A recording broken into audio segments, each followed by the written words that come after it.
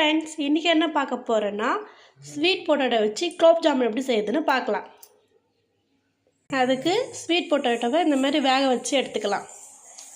இது கூட கொஞ்சமாக லைட்டாக உப்பு, கோதுமை மாவு கொஞ்சம் லைட்டாக போட்டு பிசைஞ்சிக்கலாம். நல்லா இந்த மாதிரி மிக்ஸ் பண்ணி எடுத்துக்கலாம்.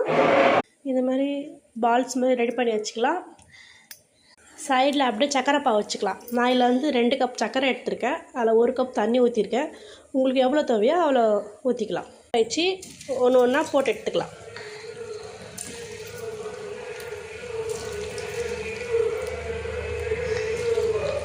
ஸ்லோவில் வச்சு பண்ணுங்கள், இல்லைன்னா கலர் ரொம்ப பிளாக் ஆகிடும்.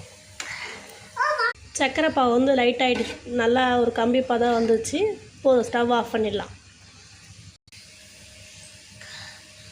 அழகாக வெடிக்காமல் வந்துச்சு. சூப்பராக வந்திருக்கு. ஒன்று கூட வேரில் விடாத பாவில் ஒன்று ஒன்றா எடுத்து போட்டுக்கலாம். இந்த லைட்டாக நட்ஸ்லாம் போட்டுக்கலாம் மேலே.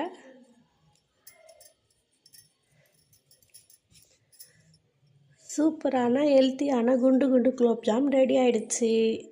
செஞ்சுருப்பீங்க, குலோப் ஜாம் பேக்கெட்டில் செஞ்சுருப்பீங்க, ஸ்வீட் பொட்டேட்டோ செஞ்சுருப்பீங்களா? சூப்பராக இருக்கும். இந்த மாதிரி குலோப் ஜாம் செஞ்சு சாப்பிட்டாலும் இன்னும் சூப்பராக இருக்கும். நீங்களும் உங்கள் வீட்டில் ட்ரை பண்ணிவிட்டு எப்படி இருக்குன்னு கமெண்ட்டில் சொல்லுங்கள். பாய்.